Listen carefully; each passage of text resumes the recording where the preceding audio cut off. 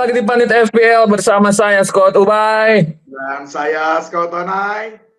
Salam Pananja. Oke Scott, aduh kemarin Scott Tonai absen ya. Hampir Ya, aja nyari penggantinya kemarin. Awas kenapa absen. Tapi sekarang ada teman. Kalah lagi ya? Kalah lagi. Tapi nggak apa-apa, sekarang ada teman. Nah, temennya Scott Tonai ini ya, Scott tamu kita juga kebetulan fans MU ya, Scott ya. Oke, sebelum kita bahas lebih lanjut ya, kita undang dulu nih Scott tamu kita ya, Scott yang cukup aktif di sosial media, di X terutama ya. Mari kita sambut si Eltam. Halo, Bang Eltam. Halo, hai. Halo, Ini dia sosok di balik si Eltam ya, ternyata yang sedang di mana Bang sekarang Bang?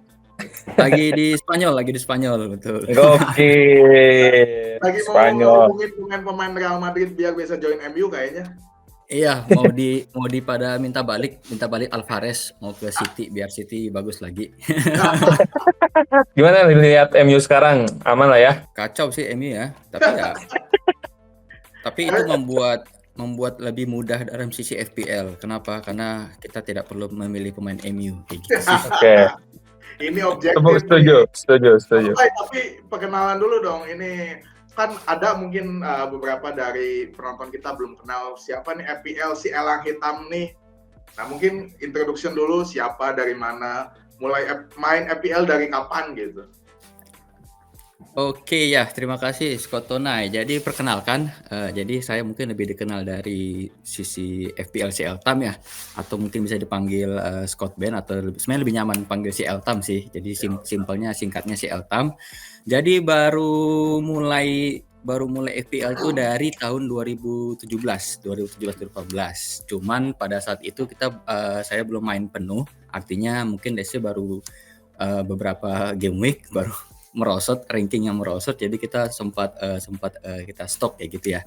Nah, tapi baru aktif lagi itu mungkin artinya sempat 3 musim lah sampai 2019-2020 tuh saya mainnya yang nggak penuh. Jadi mungkin kalau dilihat history ranknya mungkin 3 juta, mungkin sih 900.000 gitu. Nah, jadi baru mulai itu 2020 tuh. Nah, itu baru mulai serius. Artinya serius karena ada teman-teman, mungkin saya boleh mention, mungkin ada FPL bercanda tuh kemarin, dulu kita komunitas di Line ya. Nah, jadi semenjak itu baru ada komunitas, jadi sangat amat membantu ya kita bilang ya, apalagi karena biar nggak bosen jadi ya sambil ceng-cengan juga ada, tapi artinya lebih banyak sisi positifnya begitu sih. Terus kan asalnya main FPL terus berhenti dulu, terus konsisten sekarang dari 2020 atau 2021 gitu. Apa yang bikin konsisten main FPL gitu? Apa karena teman-teman hadiahnya, atau karena emang menyenangkan aja gitu bermain FPL? Sebenarnya seru, karena kenapa? Karena saya suka baca data ya. Saya suka membaca. Jadi rata-rata itu iyalah kita maksudnya based on data yang membuat saya senang, dan juga karena mungkin lebih hemat ya, karena malam mingguan nggak perlu keluar nonton bola di rumah. Nah, gitu. Tapi artinya yang buat seru. Nah, ini mungkin perubahan dari yang saya rasakan semenjak saya main FPL. Biasanya bakal selalu nonton MU setiap minggu, artinya dikejar. Tapi semenjak main FPL nontonnya itu lebih lama artinya ya kadang bisa nonton yang tim-tim lain, baru juga kadang nonton, bahkan kadang ketika ada match MU sedangkan saya punya pemain lain yang saya kaptenkan misalnya di tim lain, nah saya lebih memilih untuk menonton tim yang saya kaptenkan kayak gitu sih. Jadi artinya unik sih. Pengalaman unik sih bermain FPL. Jadi ya kurang lebih itulah. Tapi itu membuat saya jadi apa ya? Itu mungkin marketingnya dari Premier League ya. Tapi itu hal yang bagus ya. Jadi kita banyak nonton bola lah, kita bilang begitu sih. Keren. Oke. Ya sama sih ya. Kebanyakan dari pemain manajer FPL juga pengalamannya kayaknya sama sih. Setelah main FPL jadi lebih sering nonton yang bukan tim favoritnya gitu. Iya. Mana kalau nggak ada FPL, mana mungkin tuh Scott Tonai nonton Bournemouth gitu, nonton Leicester gitu. Iya. Satu lagi mungkin sebelum ke Scott pick, Ada nggak sih momen yang paling diingat ketika bermain IPL itu apa sih? Oke, momennya sebenarnya paling indah mungkin kelihatan di background saya. Jadi tahun 2021 2022. Nah, itulah saat saya mungkin finish 7.000 lah, top 10K lah kita bilang gitu. Dan kebetulan saya ikut pada saat itu saya aktif di Kopi Jakarta juga. Nah, itu saya memenangkan, mungkin ada bisa dilihat nih, saya memenangkan apa namanya Jakarta Championship League. Nah, jadi itu ya itu salah amat. Jadi dapat piala, dapat baju juga di sebelah ini gitu. Jadi artinya sangat amat apa ya? Momen indah 2021 2022 begitu sih. Itu sih yang paling diingat sih. Kayak juara liga. Juara liga. Jadi nggak kosong-kosong amat tuh trofinya. Oke, langsung Scott Ubay. Oke, di posisi kiper kita pilih Sanchez ya. Karena Chelsea nanti lawannya Ipswich. Dan di 4 game terakhir nih, sebagai disclaimer dulu kali ya, bahwa kita pakai statistik memang. Cuman karena kita tappingnya sebelum game week 18 selesai, artinya masih hari Kamis nih, ada 2 match lagi. Jadi mungkin data statistiknya perlu hati-hati gitu. Jadi 4 game week ini juga memang terhitung dari game week 18 gitu. Jadi buat aset-aset yang timnya yang ada yang masih belum main di game week 18, berarti statistiknya agak kurang akurat lah gitu. Tapi overall ya masih bisa dipakai sih menurut kita. Nah, Sanchez akan lawan Ipswich, juga serangannya nggak terlalu kuat karena di Ipswich juga gol konversinya 4 game terakhir sangat rendah ya, cuma 79%. Terus di back ada Lewis Hall, udah gak perlu ditanyain lagi nih karena Lewis Hall nih lawannya MU bahkan ya. Lawannya MU yang 2 match terakhir nggak nyetak gol nih, 2 match terakhir nggak nyetak gol, kalah dan nggak nyetak gol. Terus Hal juga secara attacking potensialnya dia creating chance-nya kedua terbanyak dari semua defender di 4 game terakhir. Nah, nama yang menarik sebenarnya Gvardiol. Kita pilih Gvardiol sebagai defender kedua karena nanti City lawannya Leicester. Leicester itu shots-nya paling rendah kedua. Terus Gvardiol juga ada potensi attacking-nya karena shots-nya paling banyak nih di antara defender lain. Terakhir dari defender kita pilih Gabriel karena Arsenal juga kita lebih berharap Gabriel itu lebih ke clean sheet-nya karena lawannya, karena Arsenal itu 4 game terakhir shots conceded-nya paling rendah cuma 19. Jadi lebih berharap ke clean sheet-nya karena kalau misalkan berharap Gabriel nyetak gol dari corner, Saka-nya nggak ada nih masalahnya. Itu paling kalau Saka nggak ada, paling corner di kanan itu jadinya si Odegaard sih. Di kiri Odegaard, di kanan tetap Declan Rice kalau main. Gitu. Kalau di midfielder ada siapa nih, Scott? Oke, untuk midfielder kita pilih Mohamed Salah dari Liverpool. Ini udah pasti harganya 13,5. Kalau Palmer mah udah pasti lah ya. Udah pasti Salah dan Palmer ini TSB-nya dua-duanya di atas 66%, Salah 67, Palmer 66,7. Dua-duanya adalah set piece taker, penalty taker juga. Lalu dari Salah statistiknya dari 4 game terakhir, gol konversinya cukup tinggi 18,6 untuk midfielder, sudah mencetak 11 gol gitu untuk tim Liverpool sendiri. Lalu Liverpool akan lawan West Ham. West Ham ini adalah tim nomor 1 yang paling banyak menerima tendangan melalui ancaman, yaitu 78 kali dan baru 1 kali clean sheet gitu. Terus secara individu Salah juga cukup bagus, sudah menciptakan 16 shoot, in the box 16 dan sudah menciptakan 3 gol. Lalu dari Palmer sendiri kita sudah tahu walaupun di game week 17 blank, di game week 18 kemarin akhirnya cetak gol lagi. Ini salah satu pemain kunci dari FPL musim ini, kayaknya agak rugi untuk tidak milih Palmer gitu. Secara tim Chelsea dari 4 game week terakhir sudah mencetak 7 gol. Lalu lawan Ipswich Town yang salah satu tim yang sering terancam melalui tendangan juga, yaitu 53 kali dan belum pernah clean sheet dari 4 game week terakhir. Lalu secara statistik individu, Palmer ini adalah top 4 midfielder yang paling banyak melakukan shoot, yaitu 15 kali on target 7 dan sudah mencetak 3 gol. Ada potensi assist juga dari Palmer, selain dia ngambil free kick juga, diambil ke corner kick. Lalu dari 4 game terakhir, Palmer ini adalah top 1 midfielder yang created chance-nya sudah 12. Sangat bagus sekali, sangat tinggi gitu. Agak sayang kalau kita tidak pilih Palmer. Lalu yang ketiga ini mungkin agak mengejutkan juga, kita pilih Phil Foden dari City setelah 12 kali agak kesulitan meraih kemenangan. Terus aset-aset midfield dari City banyak yang cedera, kayaknya Foden ini salah satu aset yang paling potensial di City saat ini gitu. Ini terbukti dari statistik, potensi golnya mungkin Foden ini City akan lawan Leicester City. Leicester ini adalah kalau tadi Ipswich Town yang pertama yang paling sering banyak terancam, Leicester ini yang kedua gitu, yaitu 70 kali paling banyak terancam dan belum pernah clean sheet juga dari 4 game week terakhir. Lalu secara statistik individu, Foden ini di eye test dari eye test juga dia paling dominan di lini tengah City gitu. Top 7 midfielder, shootnya udah 12, in the box 4, on target 5, dan sudah mencetak 1 gol. Lalu ada potensi assist juga dari Foden dari 4 game week terakhir, dia adalah top 5 midfielder yang created chance-nya sudah 10. Nah, untuk midfielder keempat, kita pilih Son dari Spurs. Harganya 9,8, TSB-nya 6,4%. Mungkin ini banyak yang belum milih Son karena harganya terlalu tinggi. Nah, kalau Saka cedera kemarin terus Bruno dapat kartu merah, kayaknya Son bakal lebih banyak lagi nih TSB-nya gitu. Tim selected buy-nya oleh para manajer. Dari statistik tim, Spurs ini adalah tim nomor 1 gol konversi tertinggi, yaitu 20,8%, sudah menciptakan 11 gol, sama dengan Liverpool. Lalu dari 4 game terakhir, Son ini adalah top 5 midfielder yang shoot lumayan juga. 14, in the box 12, on target 7, dan sudah menciptakan 2 gol. Forward kayaknya lumayan udah obvious ya, Isak sama Cunha. Nah, yang ketiganya adalah Jackson.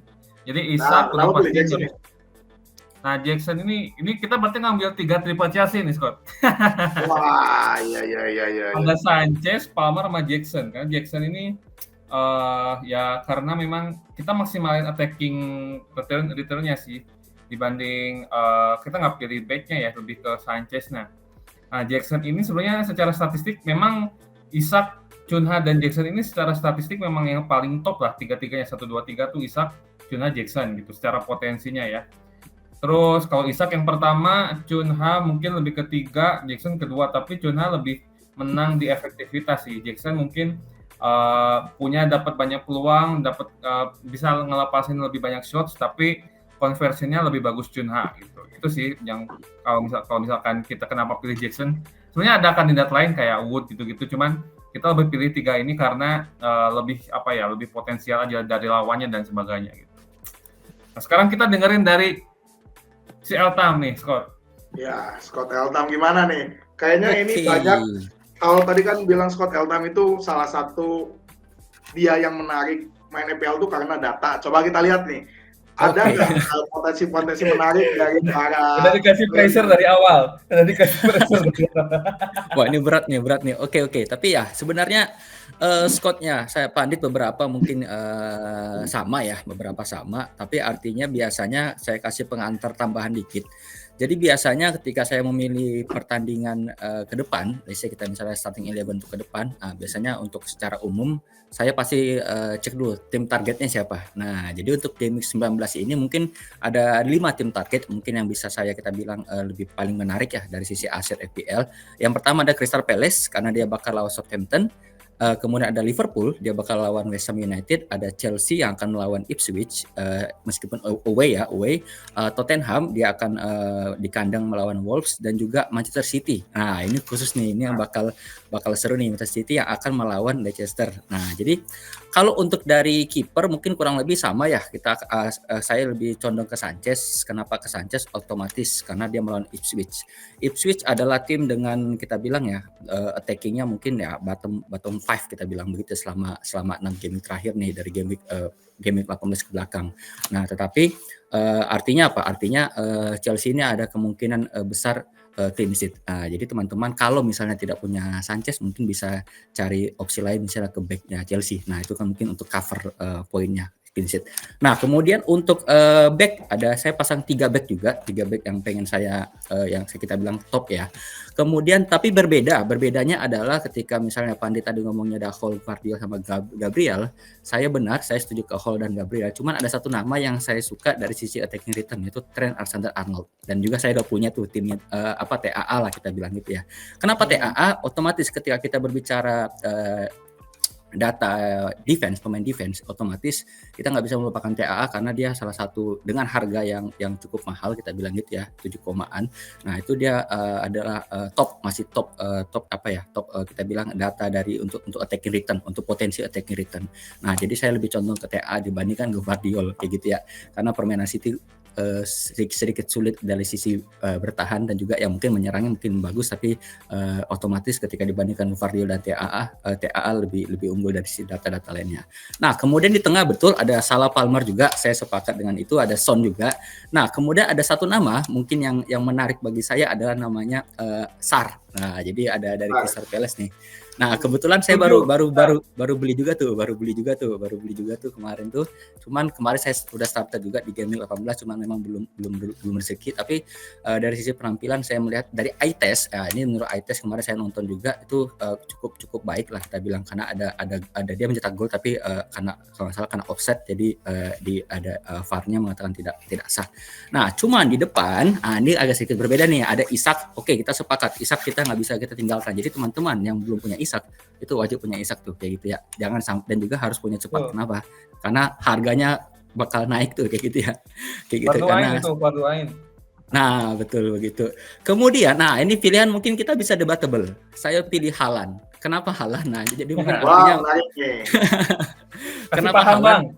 Kasih paham. Jadi, pertama sebenarnya kita bisa bilang data Haaland tuh masih strong. Let's say kita meskipun tidak se-strong Isak atau mungkin Jackson atau mungkin kita bilang Gakpo, tapi Haaland itu adalah salah satu pemain yang kita bilang ya, ketika dia dapat peluang, mungkin sekarang conversionnya agak menurun dibandingkan secara data secara seasonal, tapi masih strong. Dan dengan lawan Ipswich, nah itu salah satunya adalah itu mungkin kan Ipswich ya kita bisa bilang defense-nya terburuk lah kita bilang ya, 4 terburuk. Nah itu bisa kita manfaatkan. Dan juga paling penting adalah IO-nya. Nah hal ini kan banyak dijual nih, jadi mudah-mudahan meskipun kemarin jelek lawan Everton, tapi mudah-mudahan nanti saya punya optimisme lah untuk melawan Ipswich dan mungkin minimal 1 gol lah, mudah-mudahan gitu ya. Nah kemudian di posisi akhir, jadi 3-4-3 di posisi akhir ada Mateta. Kenapa Mateta? Tadi saya katakan bahwa saya milih berdasarkan tim yang akan melawan tim yang kita bilang ya expected goal conceded-nya sangat amat tinggi lah kita bilang, artinya ekspektasi untuk mencetak gol ke Southampton sangat amat besar. Nah jadi juga itu alasan saya kenapa pilih Mateta. Secara data, meskipun datanya tidak semenarik Jackson atau mungkin tidak semenarik Gakpo, memang secaranya masih di bawah Haaland, tapi dengan potensi FDR itu kita bisa keep jangka panjang. Jadi tidak hanya untuk game 19, tapi jangka panjang juga kita bisa keep. Dan juga Mateta ini salah satu penalty taker ya, penalty taker utama dari Crystal Palace. Jadi ini wajib untuk dipantau mungkin teman-teman yang belum punya atau teman-teman yang berpikir untuk menggantikan striker-striker lain. Begitu sih Scott dari saya.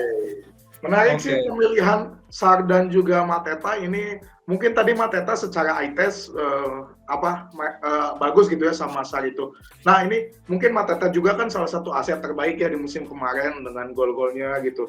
Tapi sekarang tuh agak di-challenge karena Mateta tuh belum menemukan konsistensinya, apakah layak nggak untuk di jangka panjang. Hanya itu sih, Scott. Nah ya, jadi sebenarnya begini, kalau biasa ketika kita berbicara data, otomatis ketika kita biasanya dibandingkan antara seasonal data seasonal dan juga dibandingkan dengan data let's say kita bilang last 6 game week atau last 5 game weeks gitu ya.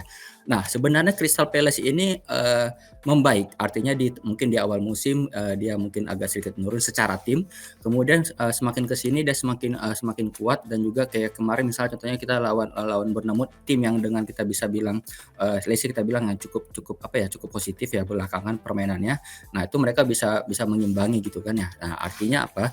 Artinya potensi kedepannya dengan FDR juga yang cukup kita bilang cukup hijau, cukup mudah. Nah itu mungkin Crystal Palace adalah salah satu tim yang wajib dikoleksi. Tapi tidak saya sarankan untuk misalnya double mungkin boleh dari sisi karena ada beberapa nama dari posisi-posisi tertentu. Tapi untuk triple jangan dulu deh, kita lihat dulu kayak gitu sih.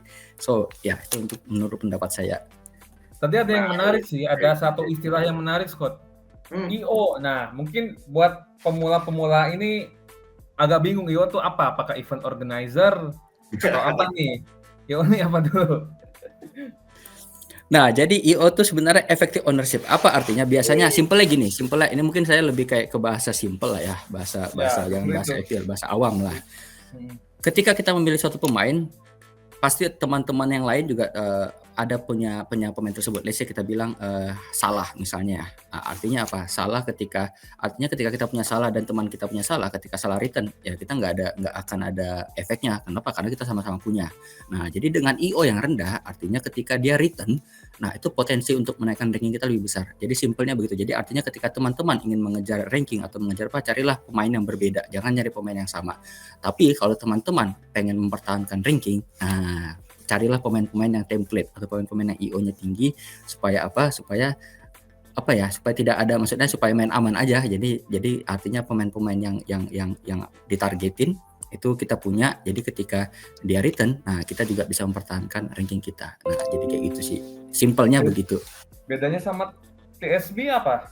Jadi gini, bisa nggak satu tim dimiliki oleh lain tapi tidak di starter? Nah itu mungkin saya kurang terlalu dalam dari spesifik sisi itunya. Cuma tapi biasanya perbandingannya adalah ketika dikaptenkan atau mungkin ketika di starter atau tidak di starter. Nah itu akan ada permainan di situ. Betul. Jadi perbedaannya di situ ketika dijadikan starting atau tidaknya mungkin ya di sana ya. Nah, bisa jadi begitu. Tapi coba nanti dikonfirmasi karena artinya biasanya sih simpelnya adalah kita bilang ngomong IO itu apa effective ownership. Jadi kita bagaimana, karena biasanya kalau kita lihat mungkin di website mungkin Live FPL itu teman-teman nggak bakal dikalikan, misalnya langsung dikalikan ketika kita return 8, misal kita dapat 8 poin. Itu 8 poin itu tidak akan langsung dapat 8 poin. Artinya kita hanya dapat let's say 7,1, 7,2 tergantung IO dari let's say kita bilang di liga kita atau mungkin secara global. Jadi ada perbandingan. Jadi kalau untuk TSB itu hanya perbandingan jumlah pemain yang ada secara global gitu. Oke, menarik. Tapi soal Haaland ini ya, menurut Bang Eltam nih, apakah masih worth it dengan harga Haaland yang melambung tinggi setinggi angkasa itu? Beli Haaland dengan harga segitu, terus dapat 1 gol aja susah gitu. Dan kalau misalkan dapat 1 gol nih, misalnya let's say next game week 19 Haaland dapat nyetak 1 gol tuh. Nah, buat saya pribadi 1 gol buat Haaland dengan harga segitu tuh kayak gak worth it. Nah, menurut Bang Eltam gimana? Oke, ya sebenarnya ketika kita ngomong Haaland, jadi sebenarnya datanya kita bilang jelek juga enggak, bagus juga enggak. Cuman secara performa tim itu sangat amat menurun. Artinya apa? Mungkin kita bilang ya changes-nya berkurang dan juga kita dari sisi permainan juga mereka cenderung membosankan ketika melawan low block. Nah itu salah satu hal yang perlu kita lihat. Artinya secara FPL kita nggak hanya ngomong secara data. Artinya kita harus punya yang namanya juga eye test ya kalau kita bilang begitu. Jadi harus kita kombinasi juga. Nah cuman secara harga dengan banyak pemain seperti misalnya Cunya, ada Isak, ada Jackson yang mungkin kita bilang FDR-nya lebih baik atau lebih murah gitu. Artinya apa? Ketika kita keep Haaland otomatis kita ngasih uang banyak, tetapi dengan return itu mungkin banyak pemain yang pengen penjual dan itu alasan yang masuk akal. Maksudnya itu masuk alasan dapat diterima untuk menjual Haaland. Tetapi dengan misalnya bisa dipantau artinya apa? Ketika misalnya let's say lah kita bilang ya dalam 4 atau 5 game ke depan itu Manchester City akan melawan Leicester, West Ham United, Brentford yang juga defense-nya jelek dan juga Ipswich. Nah, artinya apa? Secara sampai game 22 Haaland tuh atau kita bilang secara aset City keseluruhan itu bisa kita percaya. Cuman kita kembali lagi ke performa tim. Kadang performa timnya oke, kadang tidak. Nah, jadi artinya ya sebenarnya 50-50 sih kalau kita bilang apakah Haaland pantas atau tidak. Tapi artinya ada ada data yang kuat dan juga ada FDR yang bagus. Artinya nah itulah kita bagaimana kembali ke manajer masing-masing, apakah mau take risk karena high risk high return kita bilang begitu ya, atau memang oke lah aku mau pilih yang template aja misalnya Isaac atau Jackson atau mungkin Chunya gitu ya teman-teman. Nah, itu dia, kasih paham. Menarik. Banyak insight juga sih ini, bagus. Langsung ke diferensial aja mungkin ya, Scott. Boleh, langsung aja. Di diferensial versi kita di kiper ada Sales Nottingham Forest ya lawan Everton yang udah nggak tahu kapan pernah cetak gol.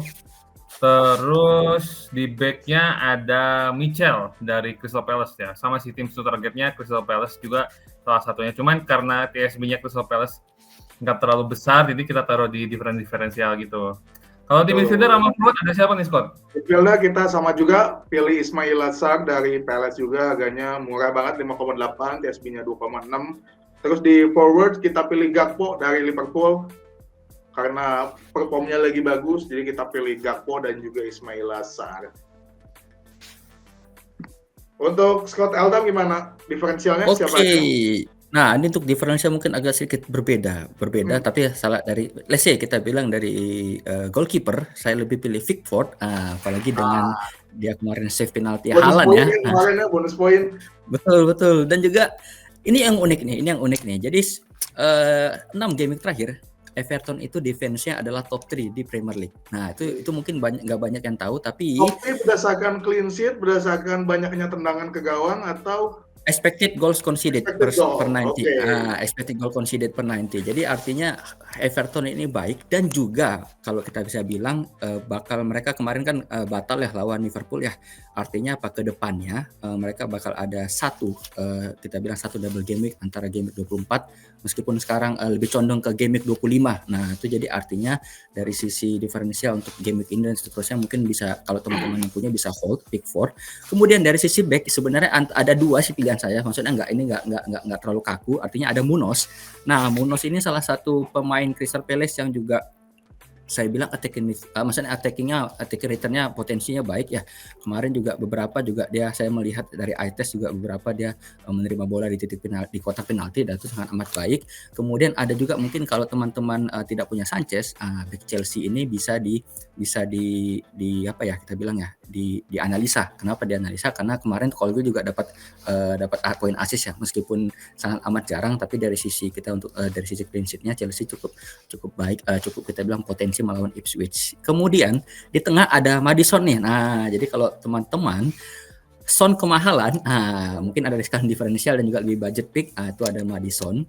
Kenapa Maddison? Sebenarnya dari sisi data ya, kita bilang kalau kita misalnya melihat data Maddison ini ada di posisi kita bilang ketika dia terkait, kita bicara tentang expected goals involvement ya per 90, artinya bagaimana dia cara expected dia dari sisi assist dan juga gol. Nah, dia cukup baik, jadi cukup baik artinya apa, dia bisa berpotensi. Cuman negatifnya adalah terkadang Tottenham Hotspur ini suka rotasi lah, apalagi di tengah musim yang padat ya, Boxing Day dan lain-lain. Nah, itu jadi mungkin perlu diperhatikan lagi positif negatifnya. Dan kalau Gakpo saya setuju. Kemarin juga saya eye test, Gakpo sangat amat menarik ya dari sisi FPL, dari sisi posisional juga saya menarik, dan juga dengan ada kabarnya Diaz yang mungkin ada sedikit masalah keluarga. Nah, Gakpo ini artinya apa, rotasinya bisa semakin risiko rotasi semakin kecil. Nah, tapi tetap ada, tapi semakin kecil. Nah, jadi artinya Gakpo ini bisa salah satu pembeda untuk game week 19. Begitu sih, Scott. Oke, menarik. Ini Maddison juga kemarin kayaknya diistirahatkan ya, bukan karena ada masalah cedera atau ada hal lain ya ketika kalah lawan Forest tuh. Siapa, Coach? Maddison. Oh ya, Maddison. Nah, cedera sebenarnya nggak ada. Memang artinya sekarang banyak tim rotasi. Jadi artinya game Boxing Day ini sangat amat krusial bagi teman-teman yang belum memiliki bench. Artinya apa, bench 1-2 minimal ada 2 bench lah. Nah, jadi artinya kenapa Boxing Day sangat amat menarik? saya bilang karena akan ada rotasi, akan banyak rotasi. Jadi artinya mereka bakal kita ada bahkan ada pemain yang bermain dalam waktu hanya berbeda 3 hari, 4 hari itu sangat amat melelahkan ya. Artinya akan ada potensi rotasi. Nah, jadi ya harus bisa di-manage lah. Dan juga kalau saran saya ketika teman-teman pengen mencari aman, artinya apa? Ranking dari minute expected-nya harus yang cari yang aman-aman aja lah, nggak usah yang aneh-aneh kayak gitu ya. Jadi untuk supaya aman sih begitu.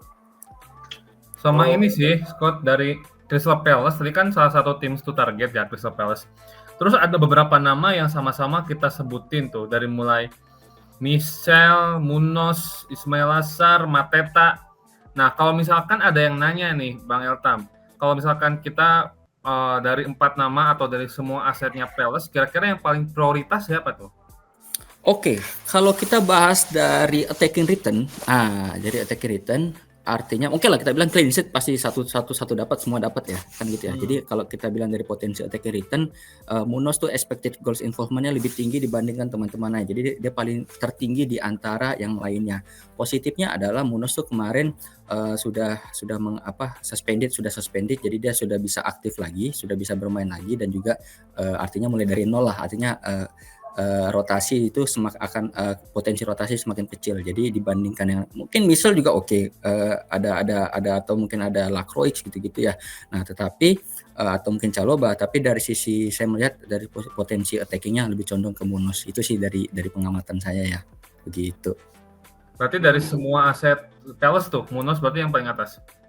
Di posisi back, betul ya. Begitu menurut saya. Kalau dari semua, kalau dari semua sebenarnya kembali ke harga. Artinya kembali ke harga, teman-teman punya berapa. Kalau saya sendiri, saya punya SAR. Kenapa? Dari harga murah dan juga dia potensinya return-nya cukup baik dari sisi data. Atau mungkin Eze. Nah, cuman Eze kemarin tuh terakhir, kemarin dia sudah bisa bermain.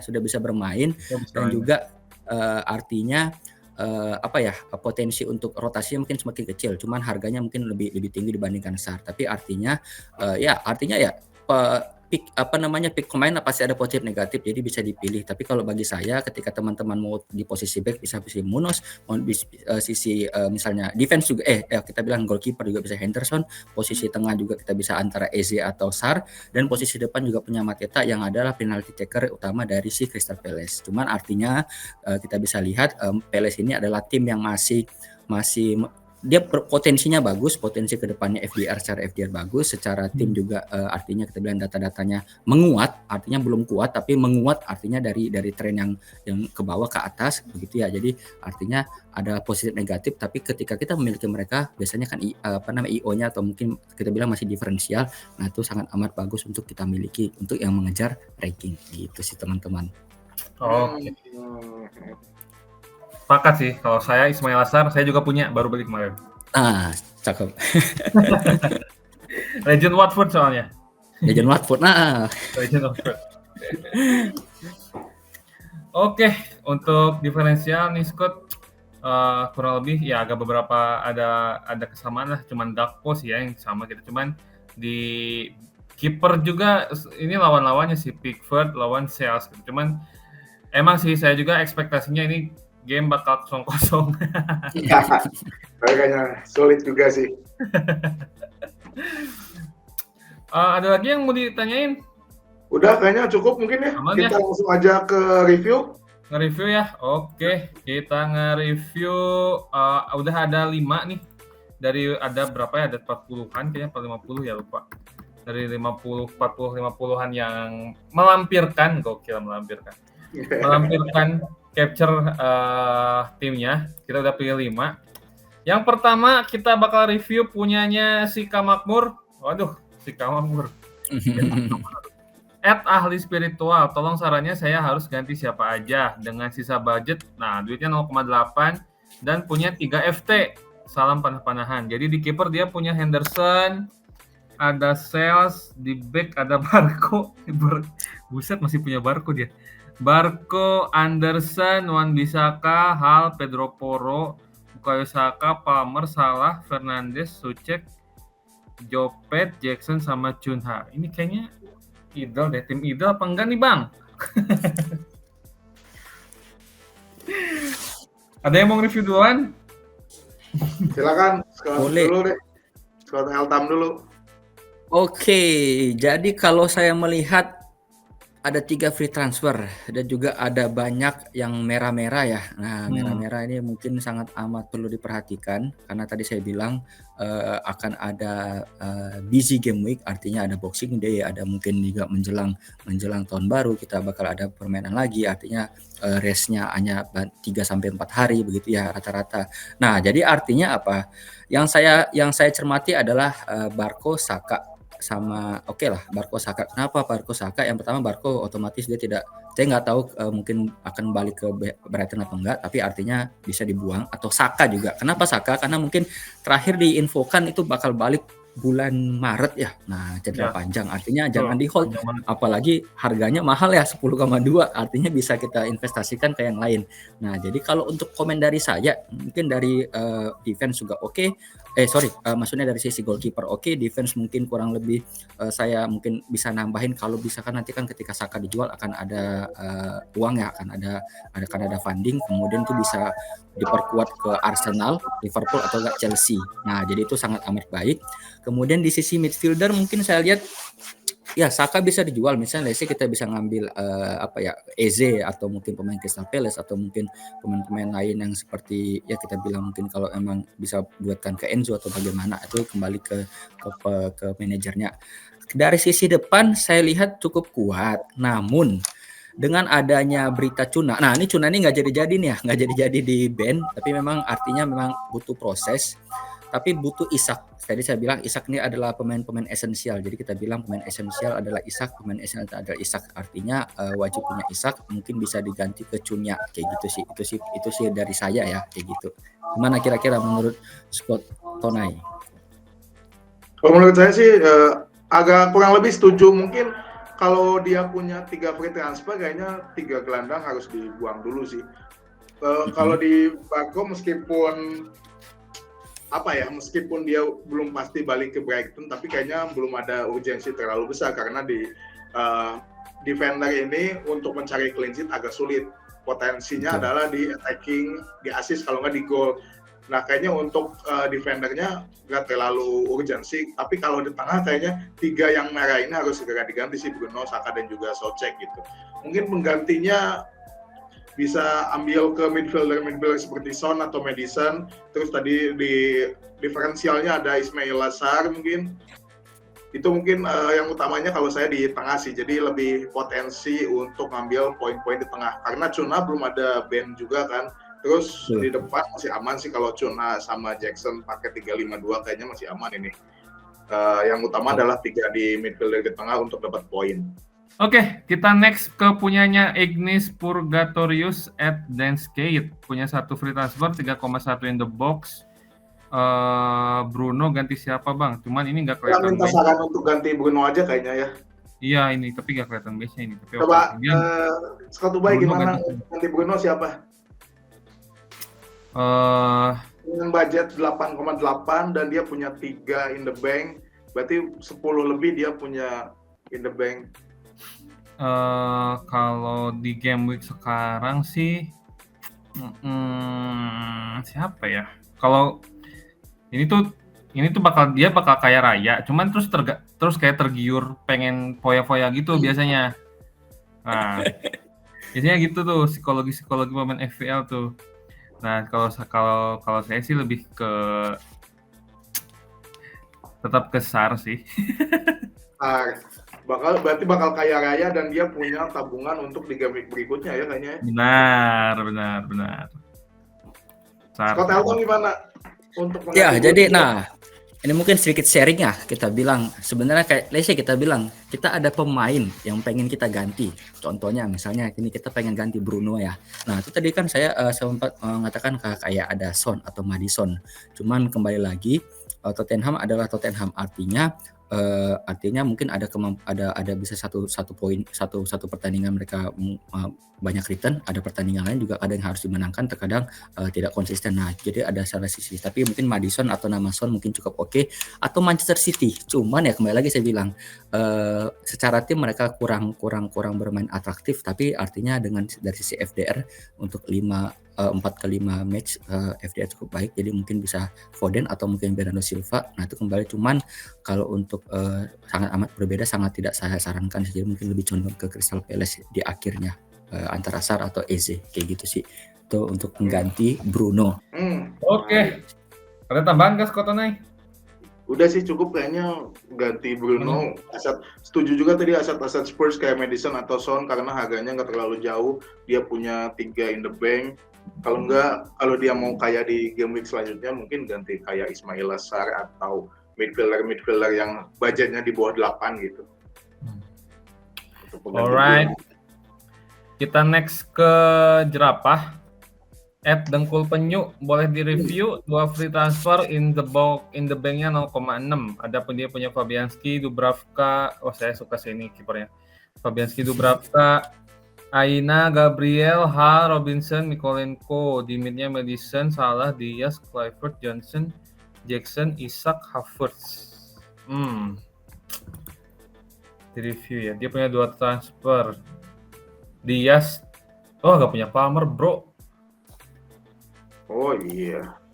Kok ada ya tim yang nggak punya Palmer tapi punya Kai Havertz ya? Fans Arsenal kali dia ya. Bingung juga ini nih. Mas Jerapah ini fans Arsenal apa gimana? Yeah. Tapi kalau saya lihat sedikit gitu di review, ini tuh kayak formasi di IFC gitu. Jadi seimbang formasinya tuh antara midfielder forwardnya tuh harus benar-benar seimbang ini mah. Lebih cocok sih untuk IFC daripada FPL kayaknya ini nih tim. Kalau mau ngabisin 2 free transfer bakal jual dia sama Brennan sih. Masukin Palmer dan Ismail Assar. Best. Nggak cukup yang duitnya. Ya. Kalau dari saya ya mungkin sebenarnya dari sisi ini perlu dicek nih Fabianski. Terakhir kali Fabianski hanya bermain kalau nggak salah 35 menitan tuh. Kemarin cedera. Nah, artinya dia hanya punya Dubravka. Saya nggak tahu nih Dubravka nih harusnya masih bakal bermain sih ya. Masih popnya cedera. Oke, jadi harusnya cukup aman dari sisi dari sisi defense ya, dari sisi goalkeeper, dari back juga. Nah, ini kalau bisa ini mungkin catatan aja. Mikolenko Everton adalah tim yang dengan saya melihat saya udah 3 kali match terakhir saya nonton Everton, dia sangat amat potensial. Kenapa? Selain dia dari sisi defense-nya bagus, mereka bisa berani mengurung area defense mereka. Yang kedua adalah mereka bakal ada double game week. Nah, jadi ini bisa di hold. Sisanya kalau Aina juga cukup baik, dia bahkan kemarin return clean sheet ya. Kemudian ada Kluivert. Nah, di posisi tengah. Mungkin ini yang pengen saya highlight ya. Yang pertama ada Madison yang mungkin bisa kita katakan akan ada kemungkinan rotasi. Ada kedua juga ada Diaz, ada Johnson juga, dan juga ada Kluivert yang tidak akan bermain hingga maksudnya akan absen ya satu game untuk 2 game ke depan bakal bermain lagi. Nah, meskipun dia penalty taker mungkin dia bisa di hold, tapi untuk meminimalisir risiko bermain dengan kurang dari 11 pemain, mungkin Madison atau antara sebenarnya Luis Diaz, Madison dan Johnson ini wajib di kotak-atik. Saya lebih condong ke Johnson karena beberapa match bahkan dia di bench ya. Di bench bahkan mainnya hanya sedikit, meskipun datanya kuat, tapi itu data kuat tanpa menit bermain apalah artinya, kan kita bilang begitu ya. Nah, jadi kembali lagi saya lebih condong ke targetin ke FDR jangka panjang atau mungkin ke Crystal Palace atau mungkin secara singkat mungkin bisa ke pemain Chelsea. Palmer tadi dikatakan karena budgetnya juga tipis ya 0,6. Ya mungkin bisa buang Luis Diaz atau Johnson itu mungkin bisa untuk memfundingkan dari si Palmer ya kita bilang. Kemudian posisi striker cukup baik, ada Jackson. Jackson, ada Isak juga. Kemudian ada Havertz. Nah, Havertz ini saya nggak tahu. Kita lihat permainan Arsenal nanti tanpa Saka. Apakah Gabriel Jesus yang akan menjadi permainan atau mungkin Trossard atau apa? Nah, tapi kalau saya rasa Havertz dari sisi menit bermain cukup oke. Nah, dan juga mungkin Odegaard ya, ada 2 nama yang cukup potensial. Saya pikir begitu untuk mengganti Saka atau mungkin bisa untuk mengisi midfielder. Tapi ya so far so good. Tidak ada, maksudnya untuk jangka panjang masih cukup baik sih. Dari sisi depan sih ada Isak, Jackson, Havertz, gitu sih dari saya. Iya, Kluivertnya terpaksa diparkir dulu tuh, harus diparkir dulu, betul. ganti Diaz atau Johnson, Diaz Madison kayak Rudy Johnson sih. Tapi kalau mau beli Palmer pun bisa, cuman satu lagi aset emang ada harga aset 3. Nggak Nah, ada. Nggak ada kan. Itu sih masalahnya. Mungkin ya ya nggak tahu. Oke, next. Next. Skotonai ada mau nambahin? Udah cukup kayaknya. Next. Aman ya? Aja. Next ada dari Simbah @ydhnt. Dia punya 3 free transfer di bank 0,5. Wah, Dia ini nggak ada ini, nggak ada benchnya. Dia punya Ini Martinez. ini agak unik juga. Ini akun aslinya atau second account-nya ya? 3 pemain Bournemouth ini. Nah itu dia. Tapi dia punya free transfer 3 sih. Bank 0,5. Masa di bank 0,5 ya, duitnya dari mana? Oh mungkin di bench. Ini benchnya nggak kelihatan. Bench. Iya. Iya. Saya juga agak tadi bingung kok aset seperti ini di banknya cuma 0,5 ya. Mari kita lihat benchnya Simbah ya. Oh di benchnya tuh ada nih Flecken, Rodgers, Burn sama Mazraoui. Jadi Burn sama Mazraoui. Oke. 3 Bournemouth, 3 Palace. 3 Palace, 3 Newcastle. Ada Rodgers tapi kayaknya agak-agak mungkin ya ini 0,6 ya sisa duitnya ya. Iya. Maksudnya kalau minimal ada 3 pemain yang premium. Gvardiol Gabriel kali itu bikin mahal. Iya, ada Gvardiol Gabriel, ada Gordon juga yang 7 komaan, ada Salah, Isak juga sih ya. Gakpo juga. Ya. Lumayan make sense, lumayan. Dan mungkin tim value-nya nggak terlalu tinggi ya. Jadi harus diapain nih? Harus dibanyakin ya. Banyakin. Oke, mungkin coba dari saya lagi ya. Oke, yang pertama mungkin tadi ada Flecken, ada Martinez. Nah sebenarnya kalau saya sih lebih di permainannya kalau dari sisi goalkeeper ya, mungkin bisa satu aja, satunya lagi mungkin 4 komaan atau mungkin Camat itu bisa jadi ya. Tapi artinya kalau dari tim sekarang betul mungkin kurang dari defense Liverpool karena dari sisi FDR oke, mereka juga dari sisi defense datanya oke, meskipun terakhir kebobolannya sama Leicester itu sangat sangat mengejutkan lah kita bilang, tapi ya itulah that's football. Kemudian saya bilang itu mengganti Kluivert dan juga mungkin kenapa Bournemouth sebenarnya dari secara tim juga oke. Dari sisi penyerangan mungkin nggak jelek-jelek amat, dia peringkat 8 dari sisi defense dan juga dari sisi attacking juga Bournemouth cukup baik ya, dia menempati 3 besar. Tapi dari sisi permainan dari sisi FDR itu kan dia kan akan ada Fulham sama Game 20 lawan Everton. Kita bilang Everton gampang juga tidak karena defense Everton sangat baik. Jadi mungkin akan ada shifting, mungkin dari game 21 itu bisa dijual atau mungkin bisa dijual satu-satu supaya tidak minus ya. Nah, jadi jangan terlalu banyak, mungkin Kluivert bisa dijual dulu. Kemudian Kerkes masih bisa di hold, Evan Nilsson juga kalau bisa ya masih bisa di hold sih karena ada 3 free transfer ya. Gitu. Jadi mungkin jangka panjangnya Kluivert kembali lagi mungkin ke midfielder dari Crystal Palace mungkin ya, kayak gitu. Ya, setuju. Kalau saya sih menyoroti di lini belakangnya tadi setuju juga untuk posisi kiper jangan terlalu banyak aset yang harganya mahal, dan juga backnya juga ada Gabriel, ada Gvardiol, terus tadi di cadangan ada Mazraoui, ada siapa lagi yang maksudnya itu kan agak lumayan. Ada Burn juga udah nggak main di 5 laga terakhir itu. Gimana kalau potensinya ada free transfer 3 ini manfaatkan untuk di attacking point, entah itu midfielder kalau nggak di forward gitu, meskipun defendernya lumayan nyumbang poin, tapi kayaknya untuk sekarang terlalu banyak defender agak kurang karena poin clean sheet agak cukup sedikit untuk Premier League kali ini. Tadi juga Scott Eltam udah bilang Liverpool pun bahkan kebobolan sama Leicester kayak gitu. Oke, terakhir ya, ini satu lagi nih punyanya Neds FPL @Neds ingin sekali ikut bang, ini tim gue sekarang free transfernya 1 duit 0,5.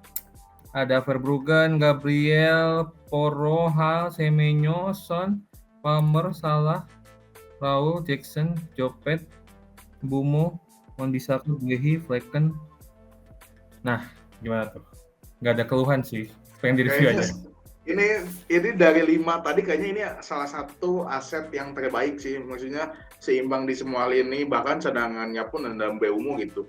Ketika salah satu misalkan Jopet kurang bagus atau lawannya agak sulit, bisa naikin Mbeumo atau Wan Bisaka di belakang juga gitu. Kayaknya ini paling seimbang. Cuman kalau mau tambahan paling ya seperti biasa aset-aset yang sedang naik daun kayak Isak di depan atau di midfielder kayak Ismail Sarr dan juga siapa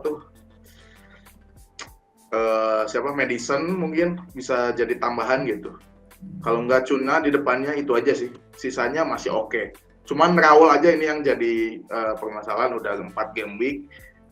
Nggak main 90 menit dan nggak return point. Itu aja kalau dari saya. Iya, jadi sebenarnya tadi kan sebenarnya lebih saya concernnya ke Isak ya. Isak harusnya harus wajib ada sih kalau kita bilangnya. Jadi sebenarnya dari sisi back mungkin bisa sebenarnya ini tidak bisa langsung satu kali transfer ya. Jadi Pedro harus bisa turun, Mbeumo mungkin bisa digantikan ke Lese yang Sar atau mungkin Enzo atau mungkin yang ya 4, di bawah 5 lah, di bawah 5 yang bermain atau di bawah 5,5 itu untuk mendapatkan Isak. Nah, jadi Raul sih saya rasa dengan potensi yang menit bermain kurang, saya kira secara FDR oke, Fulham oke, tapi sulit untuk diprediksi antara Munoz. Jadi ya kurang lebih itu bisa kasar, tapi untuk penggantiannya itu harus dicari uangnya sih ya.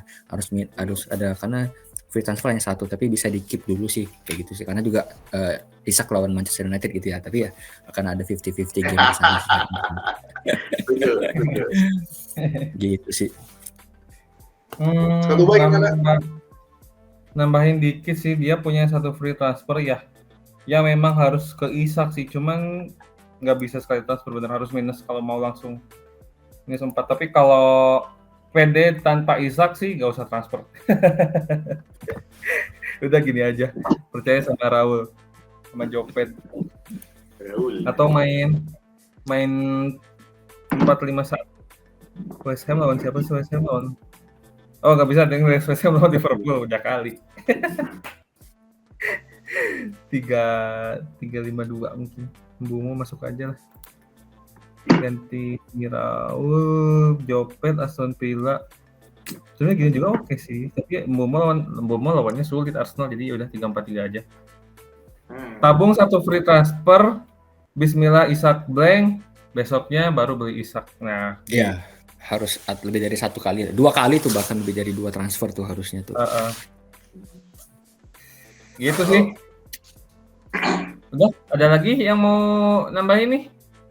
Aman ya? Cukup kayaknya sekarang salah satu yang terpenting mungkin. Kapten. Kapten. Tetap salah sih. Salah. Tapi selain salah ya, kita pilih. Ini sepakat gak nih? Salah dulu. Kalau sepakat nyari kapten selain Sih salah. salah. Jadi kita pilih aja selain salah deh.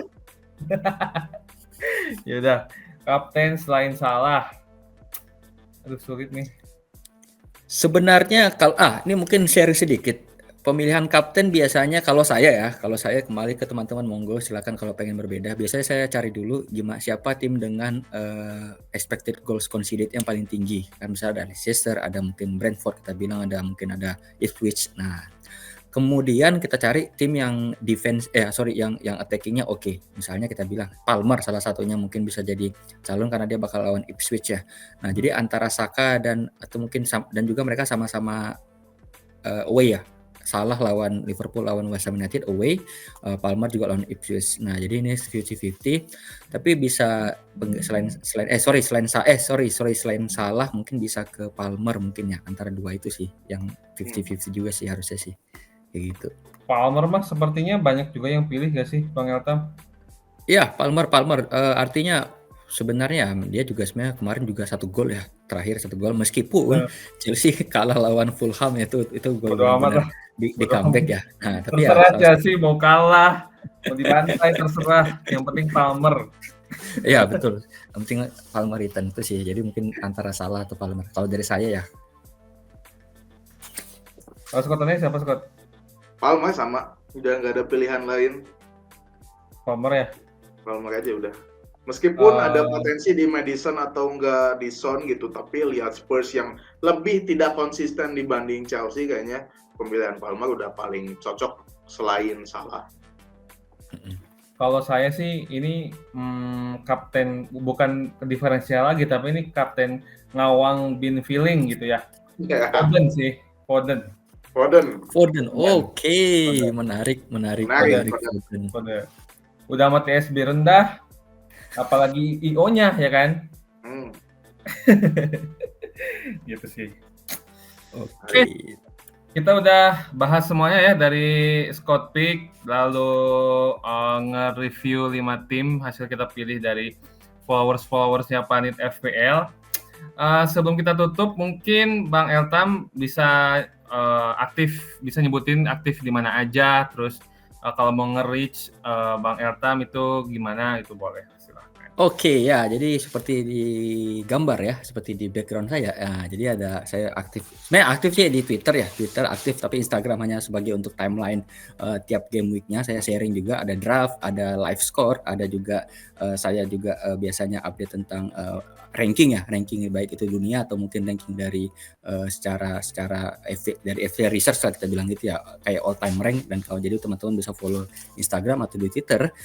Kemudian satu tambahan lagi, Game Week 19 adalah game week akhir teman-teman bisa menggunakan wildcard pertama. Nah, artinya apa? Teman-teman ketika Game Week 19 sudah usai, sudah lewat, teman-teman tidak game week jika belum menggunakan wildcard pertama akan hangus. Jadi teman-teman yang belum pakai game wildcard tolong dipakai. Kalau tidak juga sebenarnya nggak masalah kalau tim saya oke-oke aja, tapi artinya sayang ya kalau nggak dipakai ya. Begitu sih teman-teman. Jadi tolong diperhatikan Game Week 19 gitu. Oke, terima kasih Bang Eltam, terima kasih Skotona ya. Semoga di Game Week 19 ini kita semua halayak, warga FPL semua dapat panah hijau, meskipun nggak mungkin kalau panah hijau semua ya. Ada panah hijau sih, ada yang panah merah gitu. Tapi ya namanya juga doa ya udahlah gitu ya. Oke, terima kasih buat semua yang sudah menonton. Saya Scott Ubay. Saya Scott Tonai. Saya Scott Elangtam. Salam panah hijau. Panah hijau.